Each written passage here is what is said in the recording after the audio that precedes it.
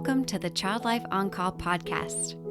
When your child is sick, the whole world seems to stop in its tracks.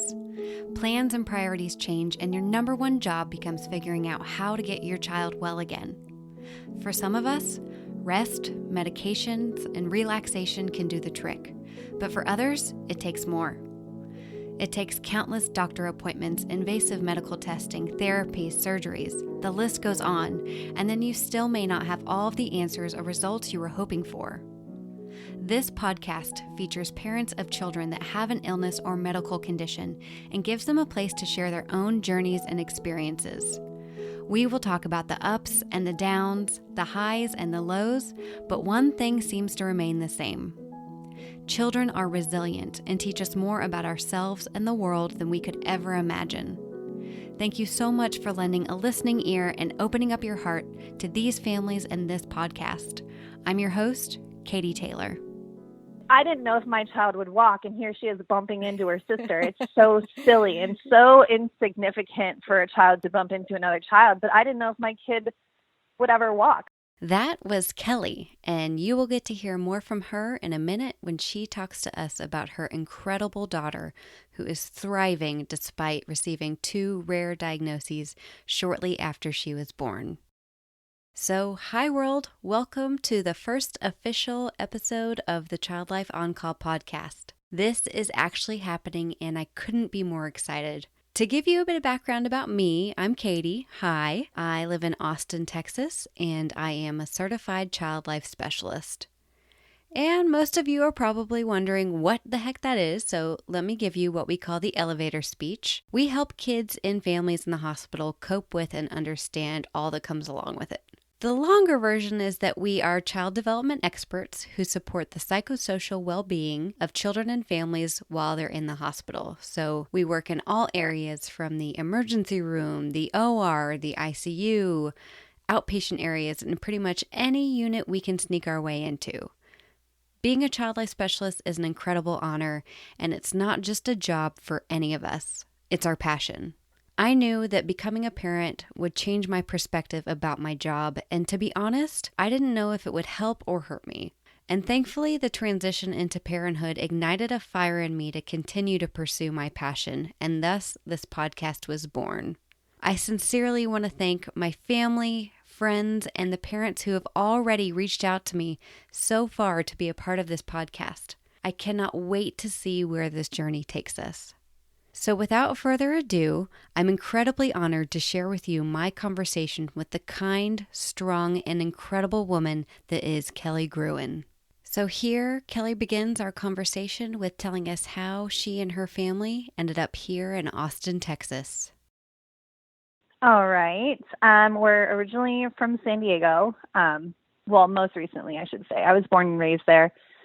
My husband came from Northern California, but he was pretty much a local there. And that's where we had the girls and kind of started our marriage and our lives. And then in October of 2015, we moved over to Austin. So that's obviously where we are now. What's interesting about Kelli's story is that right off the bat during her first pregnancy, she and her husband got a bit of a surprise. Oh, my goodness. It was a lot of emotions because we were actually going in because I was having some complications and things that my doctor was concerned about. So she's like, head to the ER. I don't know what's going on, but you need to get checked out. And I was really early. I was I want to say 6-ish weeks. So we went into the ER not knowing what we were about to hear or be experiencing. Hours later, after waiting and finally an ultrasound, actually in the ultrasound, the radiologist came in and he's like, okay, so everything's okay. And would you like to hear the heartbeat? And I said, yes, of course. And my husband's like, yeah, and he plays the heartbeat. Then he stops and he's like, did you guys want to hear the second heartbeat? And I think I nearly fell off the table in my husband's face. I will never forget. It was incredible shock. And then I think we were silent for a moment and then we laughed, and it was a lot of emotions, to say the least. Gosh. Yeah, I can't imagine that. I would have fallen off the table too. It was crazy, but obviously wonderful. Yes, So yeah. that's kind of where it all started. Gotcha. Yeah, so take us from there. What happened next? Well, immediately they were like, when we were checking out, they're like, okay, you need to see a doctor soon. Because I think, they didn't say, but I think they had an idea that our twins were possibly what's called mono or monochorionic monoamniotic twins. So, excuse me, we went home, and that week I got in touch with my doctor. We went and saw her, and after 2 or 3 appointments, we finally saw a specialist, and we found out that they were Momo twins, which basically means that they shared a placenta and one amniotic sac. So they had skin to skin contact basically in the womb. So the greatest risk with that kind of twin is cord entanglement or compression, meaning that their cords can become very entangled, and it's a very high risk pregnancy, obviously. So it was kind of a lot to take in. Monoamniotic twins are rare, with an occurrence of 1 in 35,000 to 1 in 60,000 pregnancies. Wow, I bet that was a lot to take in. It was, because when you get a diagnosis like that and you're like, I don't know what this means, you immediately go home and you go on Dr. Google and you're like, what is going on? And then you read like these horrific, tragic, absolutely, yeah. And then like you see statistics that are most likely outdated, because I think as of recently, probably in the last 10 or more, maybe 10 or 20 years, the statistics have gotten better, but there's still only, I want to say, like 65% survival rate for Momo twins to make it to birth. So, oh my gosh, wow. Very scary. Were you monitored pretty closely then the whole pregnancy? Yes. So after we finally, like, my doctor is like, okay, we're going to call it what it is, because with this type of twin, there's also identical twins known as modi. So they share one placenta, but they're separated in the amniotic sac. So there's a membrane separating them. And sometimes that can be really, really hard to see. So doctors aren't like quick to diagnose Momo, because they can often find the membrane, 12, 13, even 14 or later weeks. So finally at I want to say 15-ish weeks, my doctor's like, okay, we're going to call it what it is. They're Momos. So from that point on, we had an appointment with our MFM, which was our perinatologist. I don't think I'm saying that right. I just call her my MFM. And we saw her weekly. And then at 24 weeks, I was admitted to my hospital. So I was on hospital bed rest with 24-hour monitoring until I delivered the girls. Wow, that's a long time. What week did you deliver? 60 days. Oh my gosh. I delivered, yes. So I delivered at 31 weeks, 4 days. And another thing about Momos, and it's kind of goes against everything we learn as far as pregnancy goes, because you want your child to be full term. You want to go 40 weeks. That's just kind of standard knowledge. But that's not the case with Momo twins. In the U.S., it's standard practice that Momo twins are always delivered by 34 weeks, typically between 32 and 34 weeks. So they're delivered early because the risk of the compression and the entanglement, just the risk outweighs, the risk of being born a little premature at 32, 34 weeks is better than the risk of going further, basically. Right, definitely. Okay, so I guess they had kind of prepared you for that, kind of timeline then, I guess, while you were in the hospital? They did, yeah. So I delivered, it was emergency because our baby A, her name is Ashlyn, was having decelerations in her heart monitorings. So it was an emergency delivery, but they were going to deliver me that following Tuesday. I want to say it was 5 or 6 days before when I was scheduled to have the girls. That is a long time to be in the hospital. Here's how Kelli passed the time. Lots of reading, visitors, TV. I caught up on a lot of sleep. One thing I really enjoyed doing, though, is the hospital I was at. I loved the nurses. The facility is great. They have a wonderful antepartum unit for women who are high risk or, you know, need to be admitted before they want to deliver. So I bought supplies and I was making like miniature diaper cakes for the other girls, because some people would just come, they would come and stay like 2 days. And then there's women in there who were staying 4 weeks or whatever it may be. So I was kind of making those, and the nurses, because of like HIPAA and stuff, I couldn't know anything about anybody, but like the nurses could take them and deliver them for me. So, but I enjoyed doing that, and it was kind of like cheered me up a little bit. So, Wow, that is so amazing. So while you're going through all this, like you're thinking of other people. That is incredible. Did you like build any kind of lasting relationships? I know because of HIPAA you can't really get to know anybody, but did anybody come seek you out and say thank you and you keep in touch with them or? you know, not in the antepartum unit. So come to find out, like later in our NICU journey, I did meet 3 or 4 women who were in the rooms around me, but it wasn't until later conversation that we had made that connection or realized, oh, were you the one in that room? Like, so we made that connection, but it wasn't until later, like I said, in the NICU, when we, like in the NICU, they provide parents opportunities to have meetings and meet with social workers and kind of get together and share our stories if we wanted to. So that was a great outlet, but that's how I met these women. Now Kelli will talk to us about what giving birth was like to 2 twin girls. Yeah. So, like I said, it was throughout the pregnancy, I had over 40. We've tried to count. I've had over 40 ultrasounds. There was no indication of anything, you know, wrong.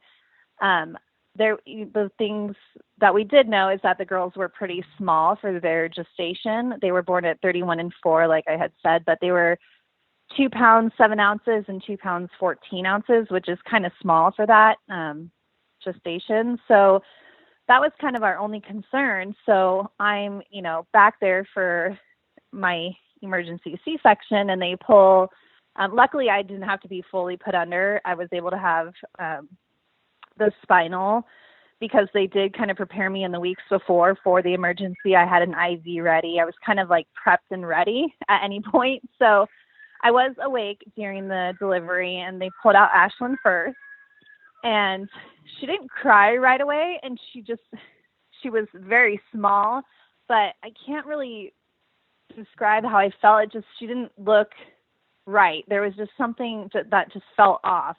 And then when they pulled Brielle out, it was like, okay, they don't look alike. Why? What's going on there? So, and our doctors noticed it immediately. In fact, I was able to kiss Brielle because they wrapped her up real quickly and brought her to my face so I could see her. But Ashlyn, they, you know, wheeled her by in one of the isolates. So, and they took her right away. So I knew immediately something was up. But of course, you're kind of sedated a little bit and you're kind of out of it. So it was kind of hard to know what was going on at that point. So I didn't actually like the whole procedural part of all of it, and just kind of the anxiety that goes along with delivering your first babies, your first set of twins. Yes. Yeah. It's so true. It's like, you know, people can tell you about C-sections and this and that. And I think, you know, it's obviously something that's, once you experience it yourself, it's kind of like, whoa. Because at times I didn't feel like I could breathe, and they're like, you're breathing, and I was like, I can't, because you're numb. So that was kind of scary. But so I didn't actually see the girls until at least 12 hours after I had delivered them, because I had to go and recover, and then I had to wait for them to actually be ready in the NICU, because the girls had to be they were on ventilators, and so I had to wait a little while before I could actually see them. And then again, when we went into the NICU, my husband had gone over before me, but when we went in there, it was like, okay, like they don't look alike. What's going on there? Did the doctors address it right away, or did you have to ask questions, or how did that go? You know, it was brought up, but there was no guess, or there was no, okay, we think this is going on. There was none of that. It was, you know, when the children are in the womb, there's so many things, like they could be smushed, like, so at first they're like, we need to give it some time. Like her face is obviously pretty smushed up from being like, we know that she was down below we know that sister was jumping all over her and she was kind of in a tight spot. So they wanted to give her time to kind of just like, kind of, I don't know, to grow out of like that birth. Yeah, I get what you mean. Yeah, I don't like know. How my am I son trying to was say this? my son was born with like a really smushed ear, and they're like, well, it may stay like that, or it may, end up just coming back out. You never know with these things, and they're totally kind of nonchalant and cool about it, and so you really never know what to expect. Yeah, that's exactly what it was. They're like, yeah, it could be fine. So nobody was ready to say anything about it. And I think time has always been the one thing they're like, let's give it time. Let's give it time. So, So, what kind of different medical testing did she go through to find out what her diagnosis was eventually, and what was that process like? so in the NICU is when the genetic testing did start. At some point, and I would guess maybe around 4 weeks of being there, as they're getting older, they're coming off the vents. We're seeing her face without the stickers and the tubes. And they were like, okay, yes, we need to do some genetic testing because we're seeing her sister. They are identical. We know they're identical, like without a question of a doubt. So we do need to run some tests and see what's going on here. And she did have some skin tags and she had some ear malformation. So there was things they were curious about. So they did genetic testing. And at that point, they would bring up names. They would say, oh, it's possibly, I want to say one of them was the George syndrome. And so, of course, my husband and I ran home and we're like, what is the George syndrome? It didn't end up being that. But so they did kind of drop some names of things that it could be or could not be. And they ran the test, and all the genetic testing that they did in the NICU came back totally clear. It was not indicating anything significant with her DNA or genetics. So it was kind of a mystery as far as that went. Yeah, in some ways, do you feel like relief from that, or it's like even more questions then? It's like you don't even know. Yeah, at that point, I think it was both. It was like, okay, it's a relief that it's not that, but like, what is it? Like, so absolutely relief of being like, okay, checking our boxes. It's not this, it's not that. But still the question and wonders of, okay, well, why does she still look different? Like, that's not telling us, what we're wondering. So, when did you guys finally get the diagnosis? How old was she? So they finally wrote it in her paperwork at our 1 year checkup. But I will say, and that was for her first diagnosis. Her first diagnosis is something called Goldenhar syndrome. And we first heard that told to us in the NICU towards the very, very end of our stay. She was there for 80 days. So I want to say probably 2 weeks before we were leaving, she had to pass a hearing and vision and just some standard tests that they do. And it was the ENT who came in and was like, has anybody mentioned Goldenhar syndrome? And we're like, no, we've heard, 20 other things and we've done genetic testing, but what is this Goldenhar syndrome? So he's like, I don't know. He's like, it's just something it could be, just like looking at her vision and her nasal and her head shape. These are indications that it's something that maybe we could look into. So he was the first one to kind of drop that name. And then, we finally left the NICU and had many, many specialists and appointments. And from there on out, we would hear occasionally people saying, is this what it is? And we're like, I don't know. Somebody's mentioned it.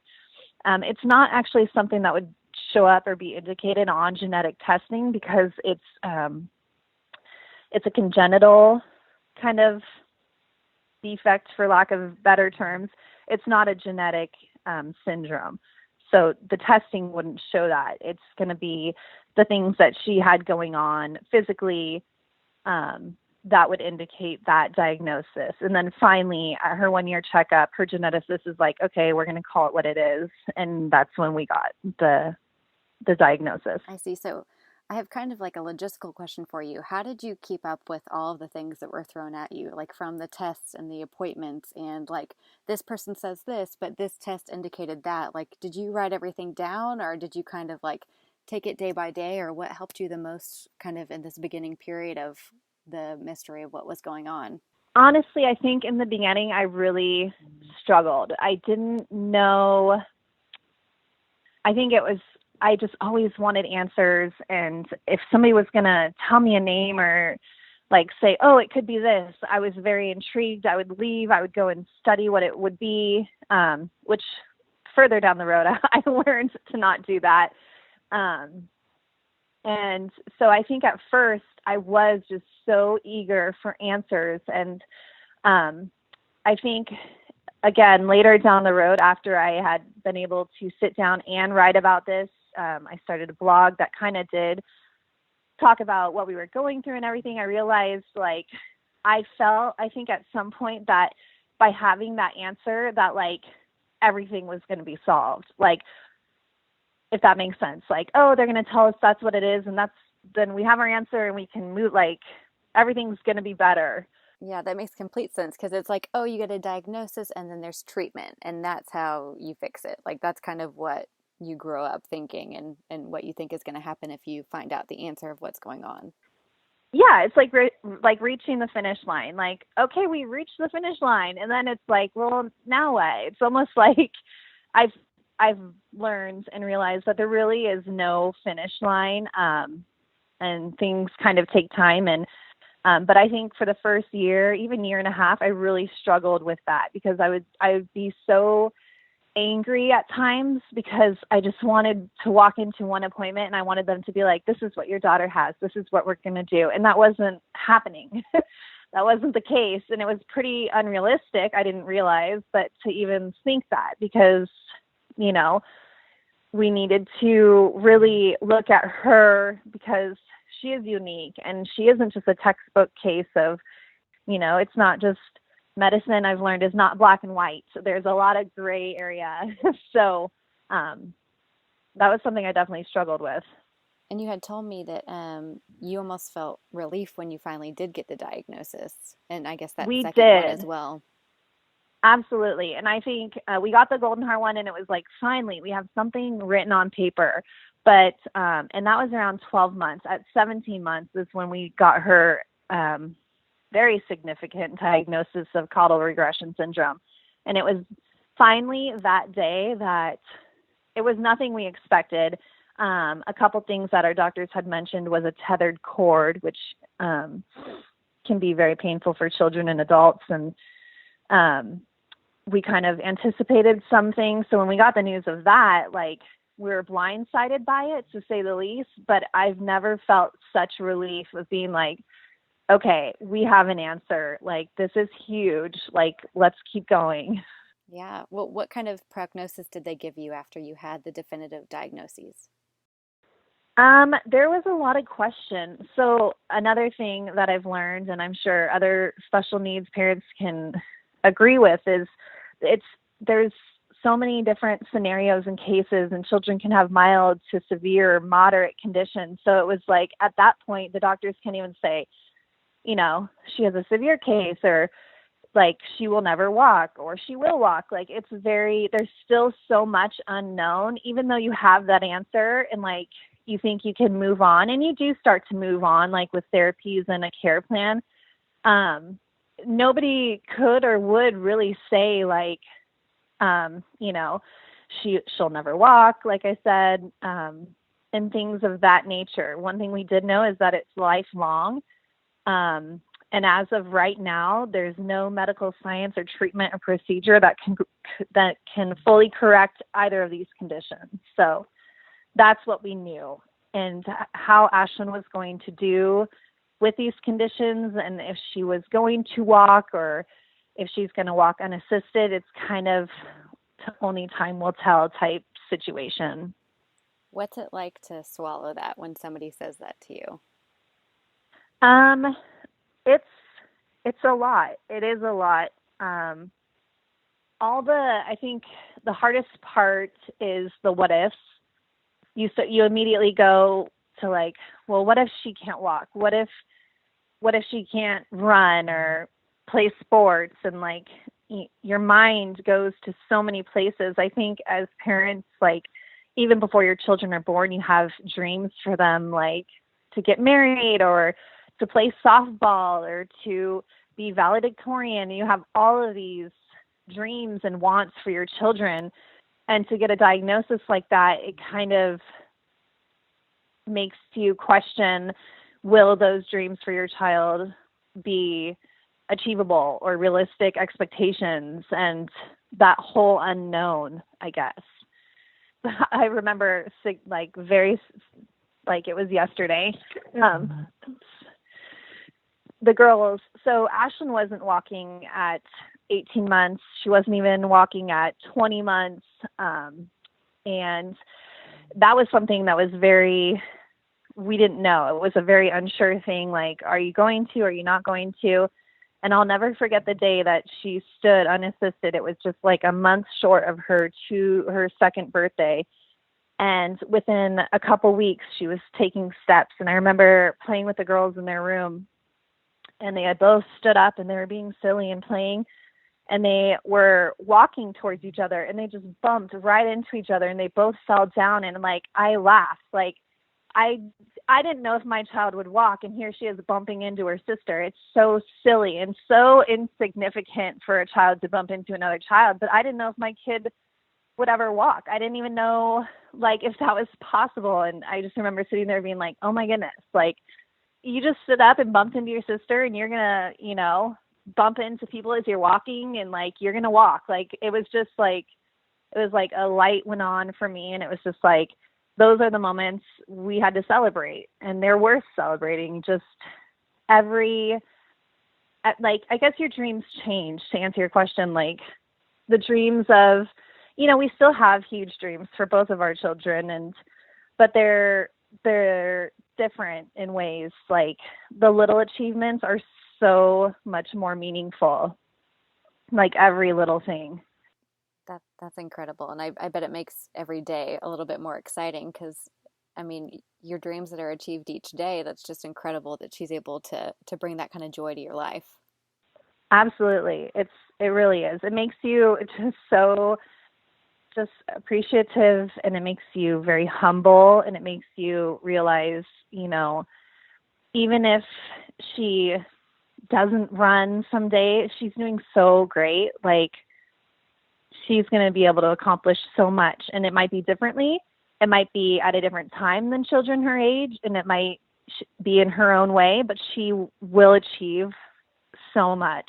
So, and that's something we're seeing more and more of. Just, she's like 31. I don't do months anymore, but she'll be 3 in September. And so even since her second birthday, so much we've been able to celebrate and get excited about. So on those days where it's really hard, like, what have you found kind of helps you cope with the stress, or, what would you recommend to somebody else who's going through a similar situation? What's helped you the most? Definitely taking things day by day. Like, absolutely. Like, just when I see, something that's kind of new for us is I'm seeing, and it's one of my biggest fears of how she will be treated by others when they see that she is different or does things differently. And I'm starting to see that at the park, or people walking by and staring. And it's very hard for me. I try to have grace. I intentionally try to internalize my feelings before I act upon them, because the mama bear in me kind of wants to stand up for her. And, if the kids are pushing her, telling her to hurry, I just want to be like, she can't, like, I want to explain why she can't. And it's a learning process for me. So I just have to have grace, to have patience, understand that things aren't maybe intentional and people don't know. And so for me, just taking day by day, but moment by moment and scenario by scenario. Another kind of mindset I've come to is just being okay. Like, we've got our diagnosis. Like, for the first 1.5 years, 2 years of her life, it was that finish line. Like, I needed answers. I needed the finish line. I needed the magical appointment that we were going to walk into, and she was going to be cured, and we were going to know everything, and we were going to know what she's going to be capable of. And I realized that's not happening. Like, there is no one magical appointment. There is no finish line. There's just being okay with where we are and what we're doing, and celebrating the little things, and just be okay with where you are and know that you're doing the right thing. And if you feel like something's off, just find new doctors, or maybe sit down and write. That's huge for me. Support groups are huge. I guess I have a lot of advice for people. Yeah, no, it's incredible advice. So I love that you're stating all of it. It's just huge. Thank you so much. So, what do you think has helped Ashlyn the most throughout this experience? Absolutely, 100% is her sister. Her sister is her greatest therapist, her greatest teacher, and her greatest friend, because they are just two peas in a pod. But Ashlyn has such drive and strength and determination to keep up with sister and to do the things that sister is doing. And Brielle is very supportive and like very sweet to her and helps her when she can, and like pats her on her back. And my husband and I often say, if she didn't have her sister, we aren't sure that she would be doing as well as quickly as she is. And even doctors have confirmed that. There's no greater teacher than a child the same age that she gets to live with and see every day, and have the determination to keep up with. So I would say absolutely, without a doubt, her sister has been her greatest teacher and source of, I think, just inspiration. Yeah, I'm sure when meeting milestones, within this kind of diagnoses, then your daughter, because she has that teammate with her for the rest of her life, it's pretty incredible. Yeah, absolutely. It's very special. I think the twin bond, there's no denying that, and I think it's special regardless of circumstances. But the connection they have it's different than the typical best friend twin sister connection. It goes far beyond that, I think, and it goes both ways. I think Ashlyn teaches Brielle a lot, especially patience and teamwork. If you could put into one word or phrase kind of what having a child like Ashlyn is like, or what it's taught you, what would that be? This is always the hardest question for me, because I feel like I've said it before, like, I had them when I was 30 years old, so I'm, a relatively older mother.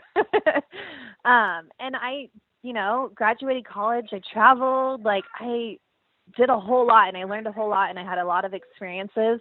But I have learned and lived more in the last almost 3 years than I ever did. Like, it's hard to sum up in one sentence what I have learned, but yeah, no, I think you just did that. I mean, that was amazing. So, but mostly just, I think just mostly just to be okay. I think that she's taught me just to be humble, stay humble, to never give up, to just keep going. Yeah. Well, you've taught me a lot. I mean, just in the past 30 minutes, and so I'm so thankful to you for being able to share this story and Ashlyn's story. And we have to talk about what else is going on in your life.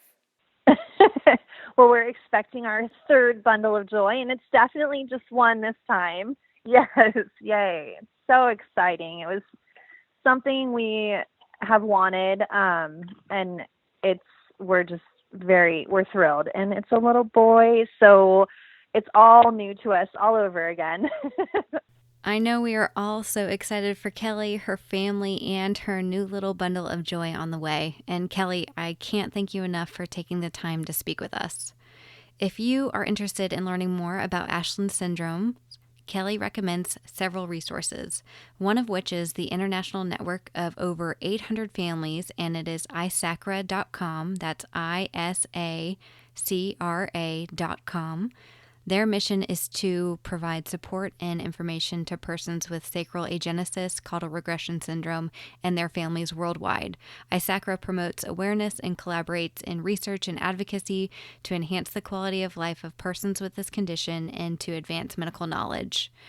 Kelli also recommends rarediseases.org's network and information on Goldenhar syndrome. Again, that's rarediseases.org, as well as a Facebook group which is dedicated to Goldenhar syndrome. You should be able to just search in the search bar and the group will pop up. So if you would like to connect with Kelli personally, you can follow along with her on Instagram at Kelita83, which is Kelita 83, along with her blog, which is babygruins.wordpress.com, and you can follow along with her at Austin Mom's blog. Stay tuned for a quick preview of next week's episode at the end of these announcements.